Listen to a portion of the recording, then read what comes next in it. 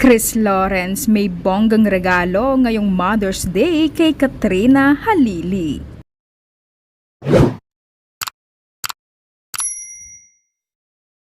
Kinilig ang maraming netizens matapos ibahagi ang sweet at nakakatuwang Mother's Day celebration ni Katrina Halili kasama si Chris Lawrence.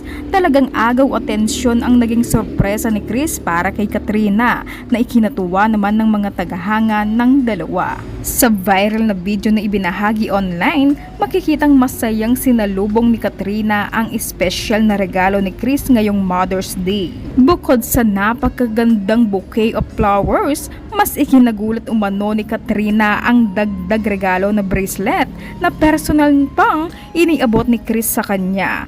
Ayon kay Katrina, level up na raw ang mga sorpresa ngayon ni Chris dahil dati ay flowers lamang pero ngayon ay may kasamang ng mamahaling bracelet.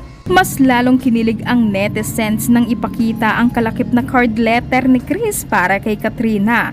Nakasulat dito ang simple ngunit napakatamis na mensahe. Happy Mother's Day! Thank you for loving our little world so gently. Katie's lucky to have you, Mr. B. Bukod sa nakakakilig na sorpresa, mas pinag-usapan din ng netizens ang sweet moments ng dalawa habang nasa sasakyan.